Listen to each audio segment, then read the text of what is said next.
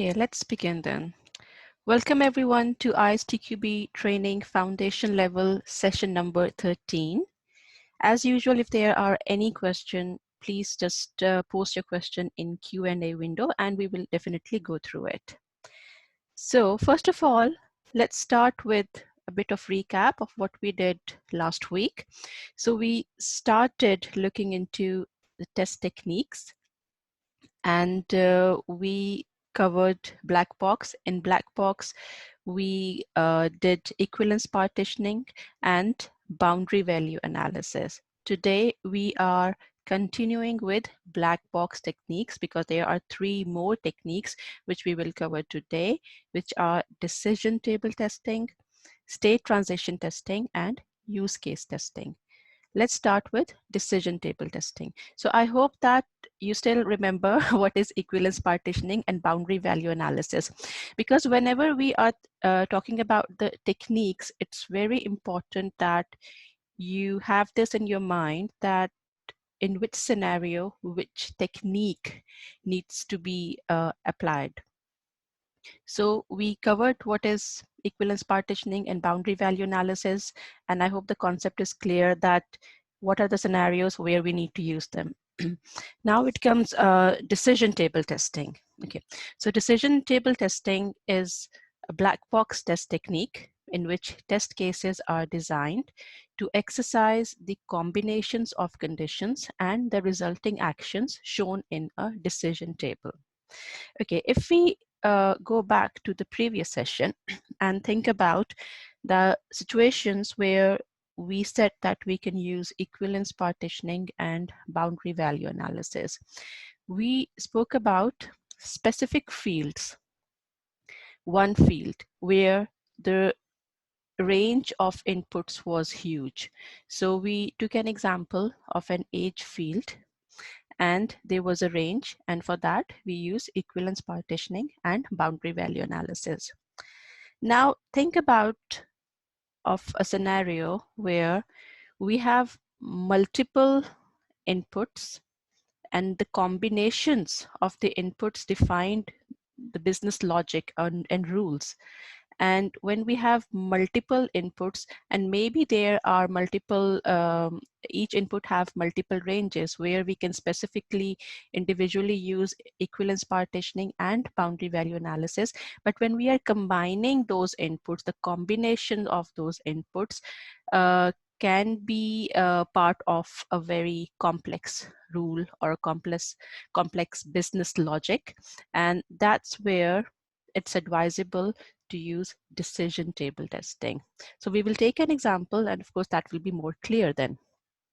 But that's important, first of all, to see the format of the decision table. So in a decision table, we have conditions and we have actions. So the conditions are also known as inputs. So we have multiple inputs and then we evaluate those inputs against different rules. So there can be multiple rules in a business logic, and for each input and the combination of rule, there is a specific action which is also known as outputs. And that's how we create our decision table. Okay, so first of all, let's see that what's the format of conditions and actions. What are the accepted terms, accepted things which we can take as an input for conditions and actions column. So conditions are usually, we can mark them as yes, Y, and can also be T or 1. So anything which is Y, T, or 1 if the condition is valid. The same is if the condition is false, we can mark it as N, F, or O. 0, sorry, not O. Then this dash sign, this shows that the condition does not matter, or we can also show it as not applicable. So we can do it this sign, not applicable, or a dash sign that would be similar. Coming to actions. So in actions, we can either write X or Y or T or 1 if that condition should occur. On the other side, if the action should not occur, then we can show it as a blank or a minus sign or N or F or 0. We'll take an example and all this will be more clear. Okay, let's say that we have a loan application form and we have these two input fields before we can proceed to the rest of the application. So first one is loan amount. So a loan amount, we have been told that it can be anything between 500 to 2,000 pounds. So this is a range which is given to us. Then we have another field which is term, and the term can be anything between 12 to 24 months.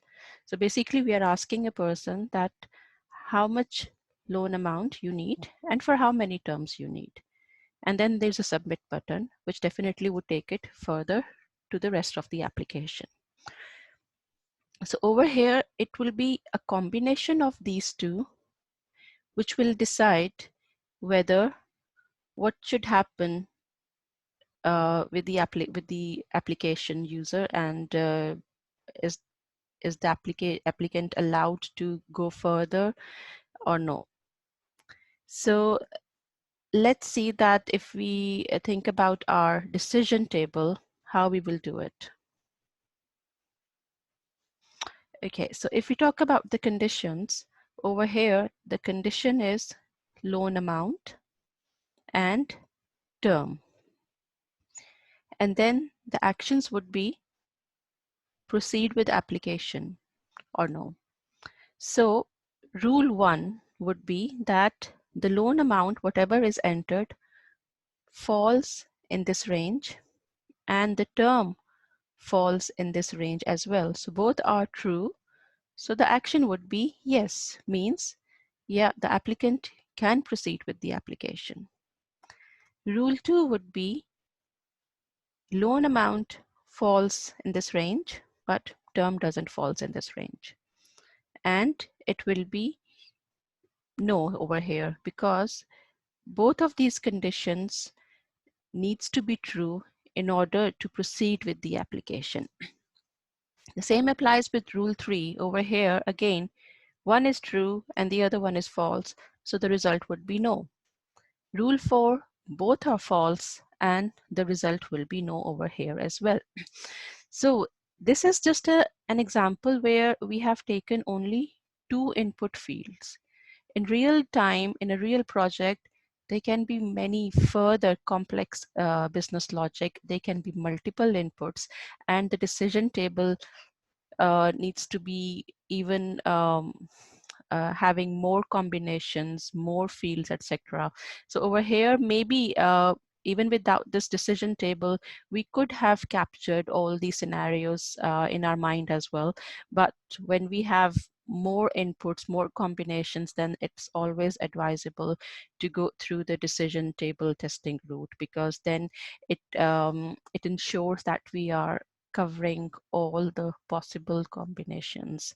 So I hope that the concept of decision table and why we use decision table, it's clear. Okay, so a few more things for a decision table is the common minimum coverage standard for decision table testing is to have at least one test case per decision rule in the table. So now we have this decision table, and this actually helps us with testing to derive our test cases from here, because we have all the basis laid down. So what they are saying is that the common minimum coverage is to have at least one test case per decision rule. So if we have 4 rules over here, then we should have at least one test case from each rule, and that will cover the minimum. It will be the minimum coverage which can be done for decision table testing. How to measure the decision table testing? So in terms of percentage, we can measure it by dividing the number of decision rules tested by at least one test case divided by total number of decision rules. And this will give us the coverage that how many test cases we have covered using decision table testing technique. The next point is it helps to identify all the important combinations of conditions, some of which might otherwise be overlooked. So as we already discussed that in this specific example, we have only two fields and it's relatively easier to identify the combinations, but there can be maybe 5 or 6 different input fields with different logics, different sub logics as well for each field. And there can be many test cases which we can overlook if we don't use decision table. When it's in the tabular form as a decision table, it's easier to represent the information and it's easier to identify the test cases. In most of the complex logics where there are lots of rules, sometimes if we have to reduce the number of the test cases which we are doing from the decision table, sometimes we can also remove some of the decision rules for which we have, let's say, the same output. So if there are few combinations which are resulting in multiple rules which are actually duplicate of each other, we can just keep one and remove further. But this is quite advanced thing to do, and for ISTQB, CTFL, the foundation level syllabus, that's not included, so you don't need to worry about that. Okay, so it also helps in finding any gaps in the requirements. Yeah, so as we said that if we are covering everything, all the possible combination of inputs and also in the resulting actions, then it's more possible that if there are any gaps in the requirement, we can identify using the decision table. It may be applied to all situations in which the behavior of the software depends on a combination of conditions at any test level.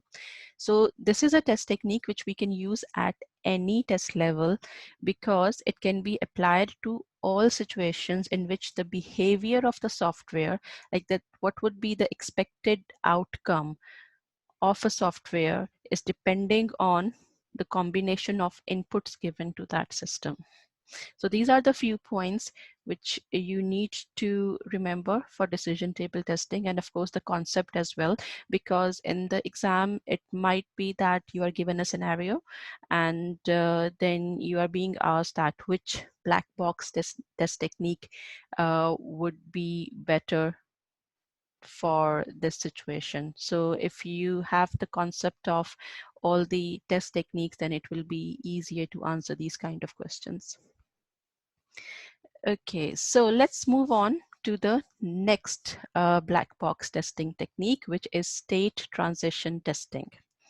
Okay, so we covered decision table testing. Now we are quite clear that in which situation we do use a decision table where we have lots of inputs and the combination of inputs. Okay, now state transition testing is a black box test technique in which test cases are designed to exercise elements of a state transition model. Okay, so over here also, we can have multiple inputs, but the difference over here is that for each input which we are giving, the state can be changed. And we will see it in example that what we are talking about, what we mean about the states. Okay, so which means that we are giving, let's say, the same input, but there can be different outputs based on what actually happened in between. For example, let's say that we are taking an example of login.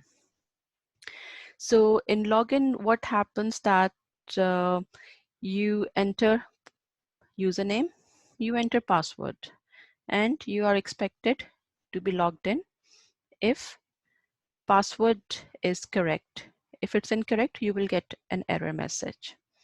But most of the times you would have seen because that there are a few scenarios where there are limited number of attempts, means there are finite number of attempts. Like in login, mostly if you do 5 attempts or 3 attempts, then it's most likely that your account is locked.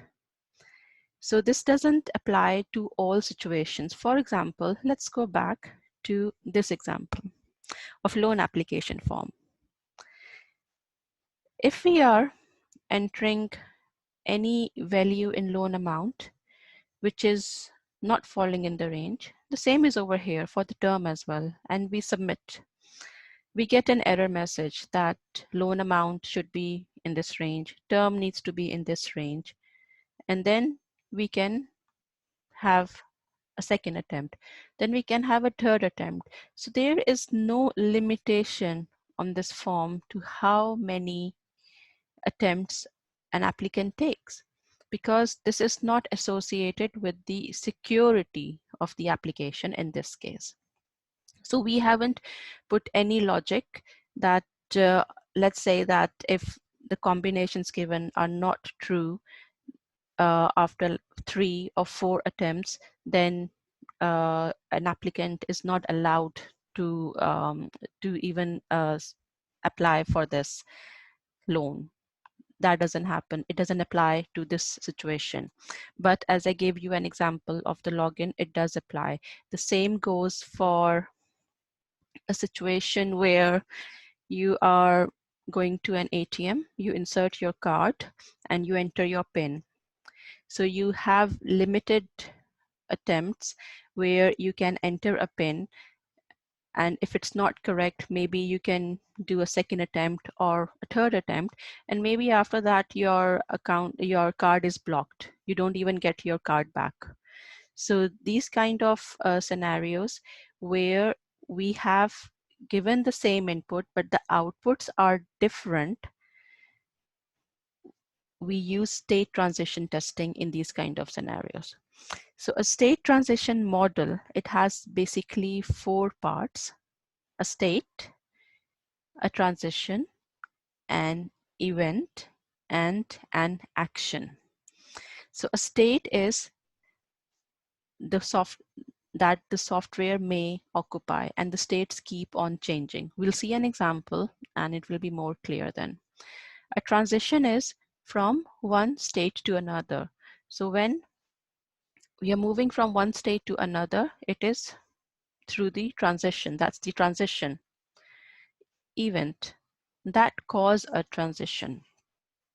So we said that a state can be changed, and a transition basically transits from one state to another.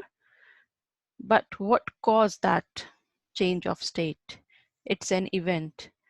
There might be an event which occurred which caused a state to transit to another state. Action, that result from a transition.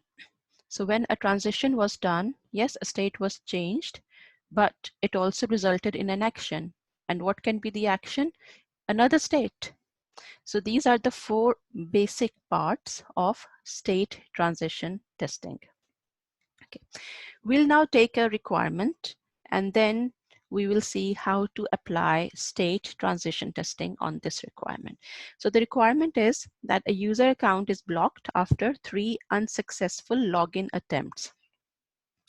So before we go to our example and see that how we can apply this technique to this specific requirement, I want to tell that there are 2 representation of state transition testing technique.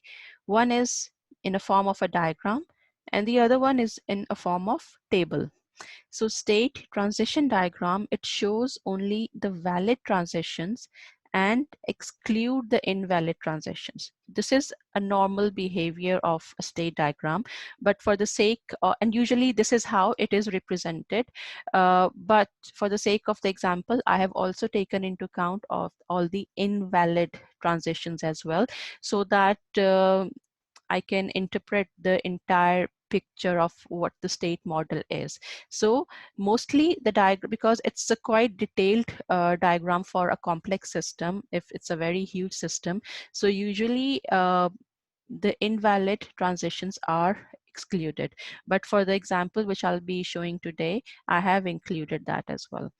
The other one is state transition table. So it can be represented as a diagram or as a table. The table shows all valid transitions and potentially invalid transitions between states, as well as the events and the resulting actions for valid transitions.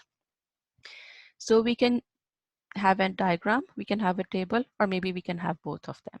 So now let's keep this requirement in mind and see what would be the state transition diagram for this requirement. Okay, so over here, this is the start state. This is where we are starting our, let's say when we talking about that requirement, this is the starting point. What is the requirement? User account is blocked after 3 unsuccessful login attempts. So for that, first of all, what would happen?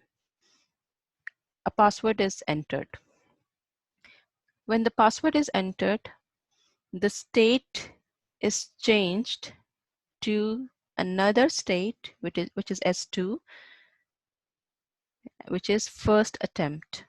So if you see, I have tried to keep the same color color pattern as defined over here. So these are the states, these are the events, and the transition. So this event where the password was entered, it caused this transition from one state to another state. So we do the first attempt, and if a valid password is entered, then it goes to this state, which is state 5, and the login is successful. The other scenarios are that the password is invalid. In that case, then the user gets a second attempt, which is state 3. Over here, again, there will be two combinations. If valid password, then again, it will direct to this state, login success. If invalid, then there will be a third attempt. And third attempt, as the requirement says, that there would be only 3 attempts which are allowed, and after 3 unsuccessful login attempts, account is blocked. So this time, if it's valid, then again can go to state 5 and successfully logged in. But if third time the password is invalid, then the account is blocked. And this would be our next state, which is S6. Now over here, these things are our states as well, and these are our actions as well, because these states, as we said, that what's the definition of action? That result from a transition. So these states are also an action because they are the result of a specific transition. So this is how we represent a state transition diagram. So I hope the concept of state transition diagram is clear. Of course, if there is any question, do let me know. And we'll see the same example as a state transition table as well. So in state transition table, we have all the possible states in the row, as each row. Then we have columns for each event. So if we go back here, we have 3 events over here. First of all, we entered the password. Then it was either valid password or invalid password. Because events cause our transition happen, so we need all the columns for our events. And then we'll see that just the way we represented it as a flow in the state transition diagram, we will show the same flow in form of a table. So S1, which is start, we entered the password and it goes to state 2. Over here, it doesn't, valid password and invalid password doesn't apply at this stage. And the same goes for the other attempts. Enter password was used only at this stage during these 2 states, and then it was not used later on because it's not applicable. So we are keeping it blank, but we are keeping the other possible transitions. Like if the first attempt, the password is valid, then it goes to state 5, otherwise state 3. And the same over here. And the third attempt, again, if the password is invalid, then it goes to state 6, which is account blocked. So I hope that this one is clear as well. So we know that when to use decision table testing and when to use state transition testing as well. So wherever, even if there are multiple inputs combinations, but there is a limitation of, if there is a like finite number of inputs which results in different outputs based on the combinations, or maybe only in one field as well. For example, as we said, that the number of attempts. So wherever there is this kind of certain condition, we have to go for state transition testing.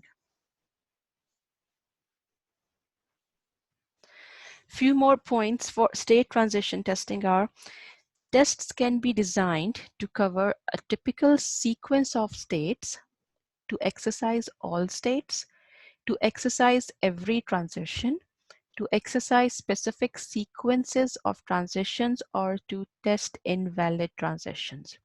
Okay, so it depends that where and how you want to use state transition testing technique. It can be used for all the given states, or maybe few given states only. Maybe we just want to test few a sub transition state of a requirement and not the entire system. We just want to cover few transitions, or maybe just valid transitions, not the invalid ones, or we just want to test all the invalid transitions only. So it depends that what's the scope of state transition testing and how you want to test it. So it can be designed in different ways. It is used for menu-based applications and is widely used within the embedded software industry. So if you think about any application where there is a menu, state transition testing is a good candidate for the technique to be used, because what the menu does, it navigates from one state to another. So based on what you select from a menu, it takes you to a different page or a different action. So it's like going from one state to another state. So whenever you have to test any menu-based transition application, it's easier to use state transition testing technique over there. The other thing which is said that it's widely used within the embedded software industry. Okay, so just in case if you are not clear of the concept of what is embedded software industry. So we have two kind of software. So we have application softwares, which of course we all are familiar with, and we have embedded software industry as well. And what is embedded software? So any kind of software where we have like fixed hardware requirements and the capabilities. And usually in these kind of embedded softwares, all the device drivers, they have to be included there at time of manufacturing. A good example for embedded software can be your smartwatch or the GPS navigator. So those are embedded softwares. Let's proceed to number 3. The technique is also suitable for modeling a business scenario having specific states or for testing screen navigation. So I just gave an example of the GPS, the navigator. So or what the GPS devices do, it navigates you, it helps you with that. So those kind of states, those kind of testing, uh, those kind of softwares can be used, can be tested by state transition testing technique. Or if there is a business scenario model, that can be also useful to test by state transition testing, because we have a model and we have different states which transits from one state to another based on the business logic. The next one is the concept of a state is abstract. It may represent a few lines of code or an entire business process. Okay, so when we speak about state, it says state is quite abstract, which is true. Over here, we are taking states as starting point, then the first attempt, second attempt, third attempt. It depends on us how we want to use this term state. Or it can be the entire functionality as well. That like now these are different states for a login functionality. Or we can also say that one state is login, the other one is maybe withdrawal of payment, make a payment, log out. That itself can be states as well. So the concept of state is quite abstract, and it depends that how we want to use it. It can represent few lines of code, means like a piece of functionality, or the entire business process as well. In terms of percentage coverage, we can measure the coverage in percentage by using this formula, which is number of identified states or transitions tested divided by total number of identified states or transitions in the test object. So applying this formula will give us the percentage of the coverage of our testing, which we did using state transition testing. Okay, so if there is any question, let me know. Otherwise, we'll move on to our third testing technique, which is use case testing.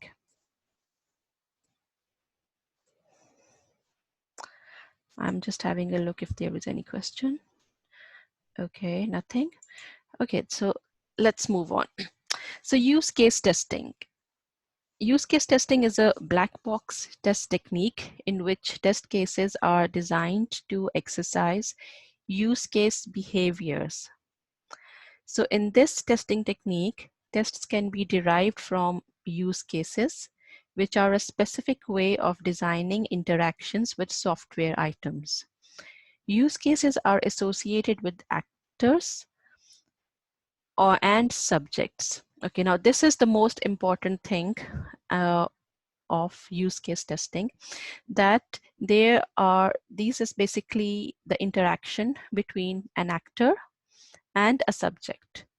In this case, an actor can be a human user, an actor can be an external hardware, or it can be another component or a system. So this is an actor, and the subject can be a component or a system to which the use case is applied.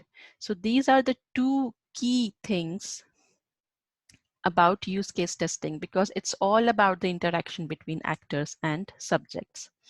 Okay, so use case describes how the system is used by an actor. So we said that it is the interaction between an actor and a subject, or we can say a system, but it's oriented more towards the actors. So it's the sequence of steps that describe the interactions between the actor and the subject. So it's defined in the terms of how the actor is using that subject, what the actor does or what the actor see, rather than what the subject or the system is expecting as inputs and outputs. So when we test something, we talk about the system, that as the requirements, this should be the expected input, this should be the expected output. But in use case testing, the entire emphasis on the actor, that how the actor interacts with the subject. So mostly because mostly the actors are human users, so that's the reason that this test technique is mostly used at system and acceptance testing level, because the actors mostly are human users. But as we said, that it can be either a system or it can be another component as well. So if the actor is a component or a system or maybe an external hardware, at that time it can be then used at the integration testing level as well. So it depends that who is the actor. Okay, let's then move to the next one. So I have taken the same example which we used for state transition testing, and I have converted it into a use case table. So when we are representing use case, it can be in different forms. It can be in graphical form, it can be in a process flow diagram, or in this case, like I have just shown it as a table. So they are different representations, and it doesn't matter. So I have taken the same example of a user entering password. So in this case, our actor would be the user who is entering the password, and then we have a system which is responding based on the actions taken by the actor. So first of all, the first step would be that the actor enters password. Step 2 would be the system validates password, and the third would be the system allow access to account to that specific user. So this is the success scenario, but we also have to cover our failed scenarios as well, which would be the extension of, we can also say failed scenarios, or we can also call them as extension scenarios as well. So what are extension scenarios? That one, these are the key steps, and if these steps are not validated or doesn't happen the way it's described over here, then what are the other possible outcomes? So in this case, if the password is not validated, then of course we will display an error message and reject the password. Or in case if the invalid password is entered 3 times, in that case the other extension of this step would be that the account is blocked. So this is only one representation of use case. It can be shown in other forms as well. You can also see that the diagrams where we have a user shown, and then how it interacts with the system and what would be the outcome. So that can also be taken as a use case diagram. So in this example right now, we have just taken one user. There can be multiple actors as well. Like for example, maybe for a system, there can be multiple roles who can log in, and the system will interact in a different way, behaves in a different way. So they can be, let's say if it's an application or a login portal for a school. So a user can be a student, a user can be a teacher, sorry, an actor. So I'm not a user over here, we'll use the term actor. So an actor can be a student, an actor can be a teacher, or an actor can be someone in the management, or there will be one actor which will be the admin of that portal for that school's application, school system. So they can be different actors, and then the system will behave differently for each actor. So there can be multiple actors as well. So now let's see that why we use case testing. So we know that, okay, it's more oriented towards the actor and how it interacts with the system, but we also need to be very clear that what's the usage of this kind of test technique. So as it's about the process flow, which is based on how the system is most likely to be used in terms of the interaction of an actor, this makes it more easy to derive the test cases and find defects in the real world. Because whenever we are talking about the application usage in the real world, it's all about how the user interacts with that system. So if we are using this kind of technique, the use case testing technique, we are testing a system from the point of view of a user, and we are more likely to find the defects in the real world. So that's the main usage of use case testing. Few more points to remember about use case testing are: a use case can be described by interactions and activities as well as preconditions, postconditions. Okay. So it can be about the interaction of an actor with the system, what activities an actor perform, and it also set precondition and postconditions. So let's say the precondition can be that we just said that they can be multiple actors. So those can be preconditions that, okay, for this use case, the actor needs to be an admin or needs to be a teacher. And the post conditions would be that, yes, after, if it's a user, if it's a teacher, then the post condition would be that these are the screens, these are the screens which this specific actor needs to be shown. So a use case can be described by interaction, activities, preconditions, or post conditions, etc. Interactions may be represented graphically by workflows, activity diagrams, or business process models. So as I already mentioned, that there are different ways to represent the interactions between an actor and the system. It can be workflow diagram, it can be activity diagram, it can be business process model, or just the way I showed in a tabular form, it can be shown in that way as well. It just needs to be clear, to be it should be understandable, because then those use cases can be used to derive our test cases. Okay, a use case can include possible variations of its basic behavior, including exceptional behavior and error handling. Okay, so what we did over here in this example, we took the basic behavior. This is the basic behavior of this use case, that an actor interacts with the system and should be able to log in. This is the usual behavior, but the exceptional behavior is that what would happen if the password is invalid, and what will happen if the invalid password is entered after more than three times, then the account should be blocked.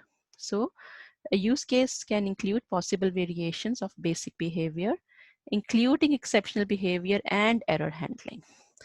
The next point is, tests are designed to exercise the defined behaviors: basic, exceptional, or alternative, and error handling. Okay, so the use case, we can use these use cases to derive our test cases. And what we do in our test cases, we try to cover as much testing as possible, and we also cover the negative scenarios along with the positive scenarios. That's what it's saying over here, that we can design the tests which are basic, exceptional, or the ones which handles the error as well. In terms of coverage, again, we can measure the coverage of use case testing in terms of percentage by using this formula: number of use case behaviors tested divided by total number of use case behaviors. So with this, then we come to end of the use case testing technique and also the end of black box testing technique. We have covered all the black box testing techniques, which are 5, and I hope all of them are clear to you. And if there are any questions, then do let me know. One thing which is not part of the syllabus, but I would like to clarify, because I have seen that mostly people mistake that use case is the same thing as user story. So if you're working in a project and if it's a you are familiar with the term of user story, some people think that it's the same thing as use case. No, it's totally different. So use case is like a broader term. We can say that the goals of both use case and use stories, they are derived and they are more focused on users. Yes, that's a similarity. The name is similar as well. Both have a goal as well. But the difference is that a user story is more like a small portion of a functionality, while the use case represents more of a like a entire system. So the range of user story is quite finite. Like we don't talk about a bigger picture in a user story. User story is that we have an epic, which is like one folder, a big functionality, and then we chunk that epic into different user stories, and each user story just focus on that specific functionality. It doesn't talk about the entire system, while the use case is the representation of the entire business logic. So use cases are different. Yes, in few cases we can combine and use user stories and use cases, which would be an ideal combination. But just to clarify, because I have seen many people where they are confused of these two concepts.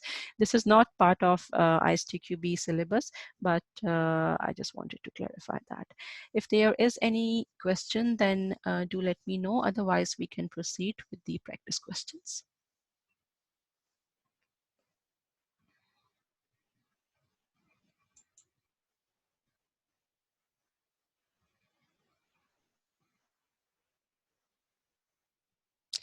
Okay, there is no question, so which is actually good, which means that these concepts are quite clear, and maybe you would have been using these concepts as well.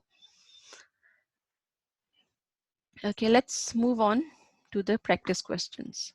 The first one is, which of the following statements best describes how test cases are derived from a use case?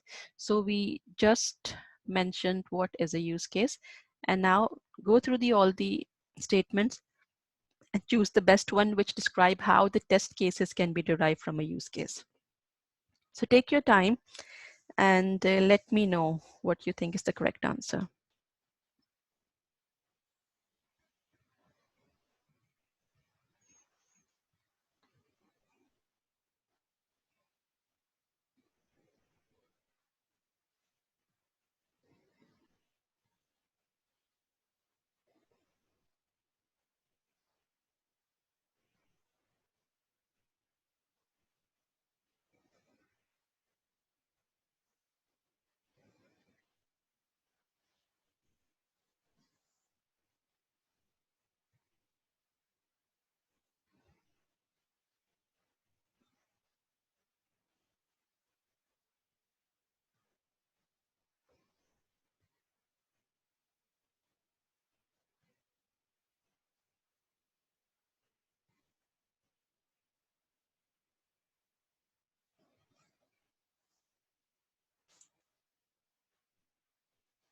Okay, so I have got an answer from Madhuri.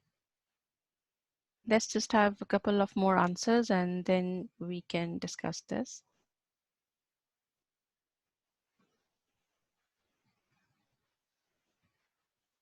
Okay, Madhuri has answered C. Yuvi has answered C. Vineet has also answered C. Okay, so seems like that everyone has given the same answer. Okay, any more, or should we just go back to the question?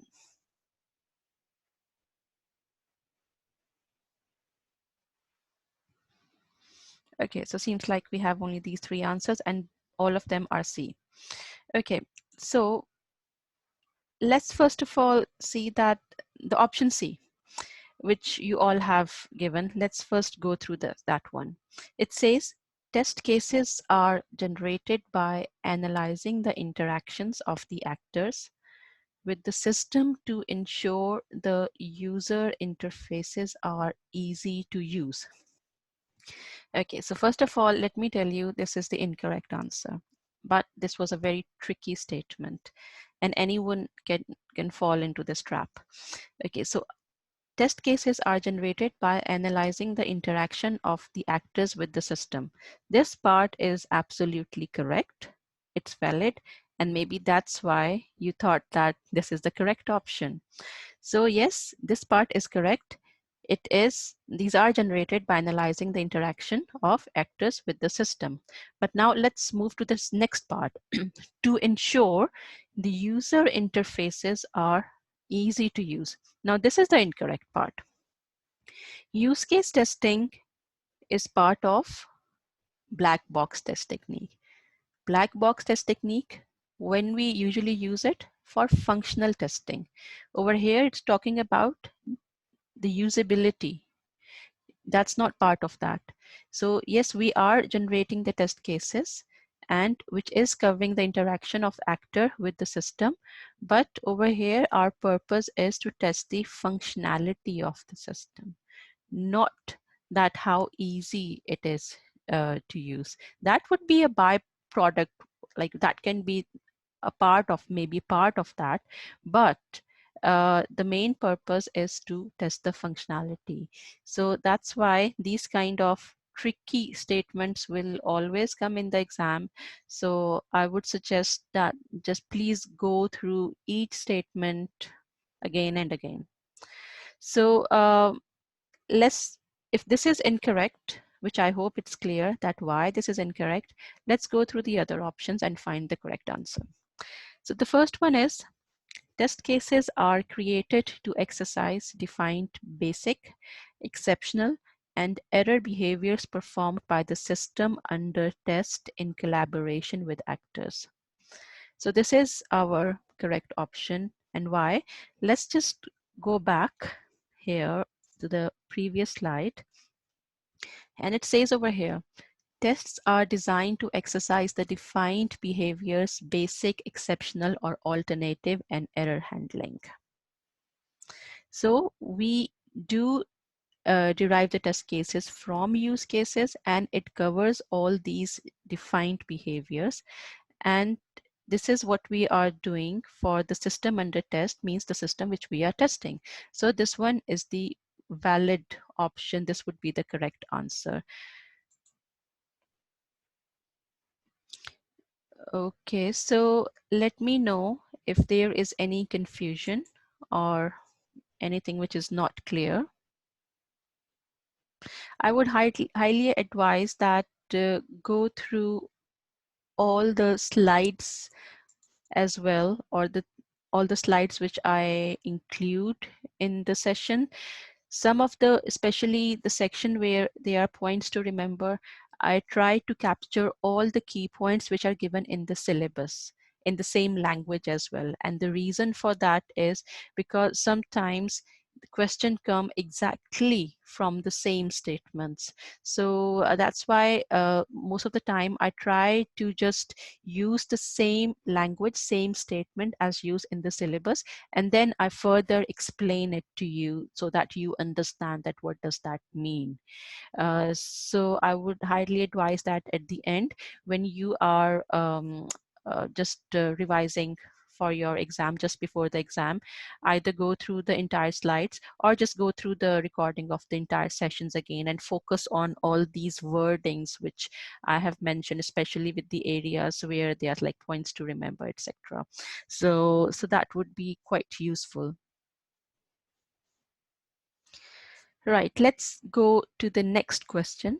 And the next one is, for retail shopping software, which table would be an example of decision table? So think of where and why we use decision table and then choose the correct option.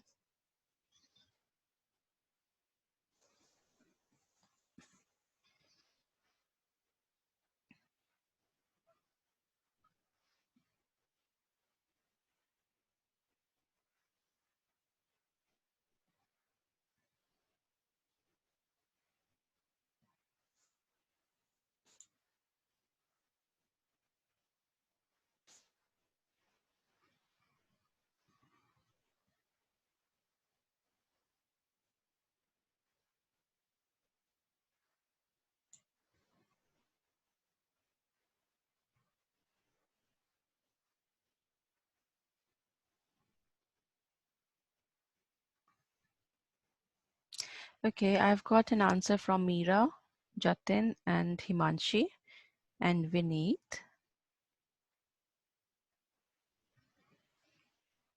Okay, Meera has answered B as the correct one. Jatin, Himanshi, and Vineet has answered A, and the correct answer is A. Okay, let's see. So it says that which table would be an example of a decision table. So A is a table containing rules of discount. Okay, so we did read about decision table that it specifies the rules, the business rules or the business logic.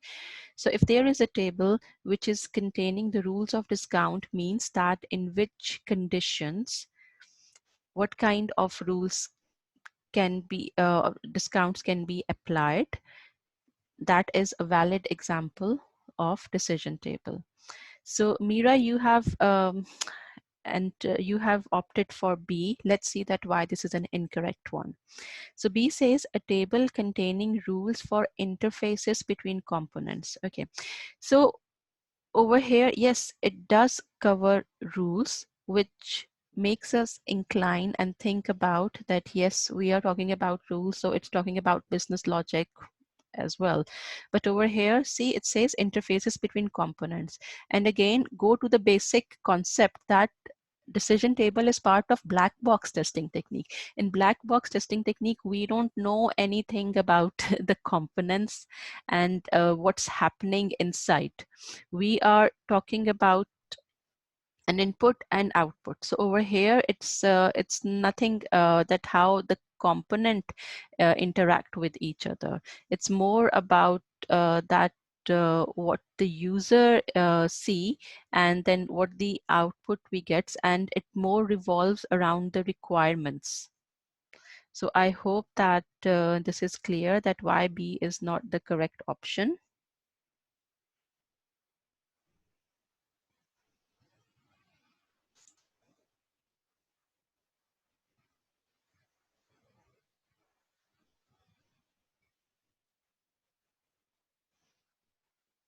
Okay, let's move to the third one, which is or are parts of state transition model. So let's go through the options and let me know the answer, and then we can discuss it as well.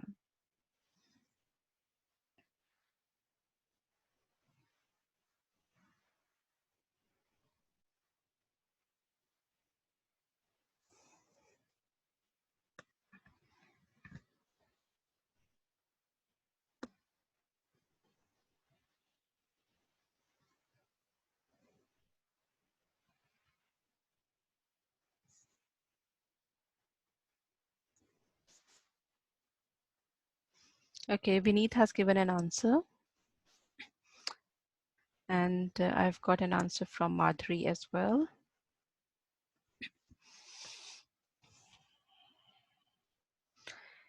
Jatin has also answered.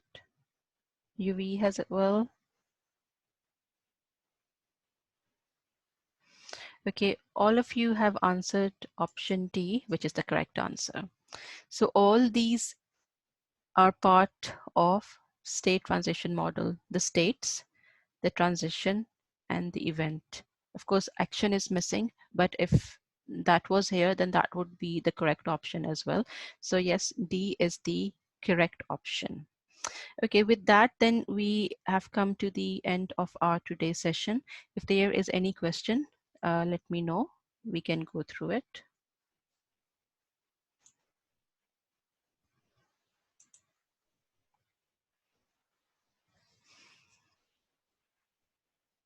Okay, Himanshi also gave the same answer, D, which is correct.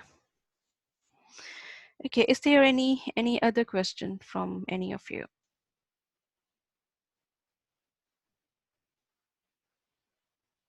So today's session, we finished black box testing techniques, and in the next session, hopefully we will start the white box testing technique.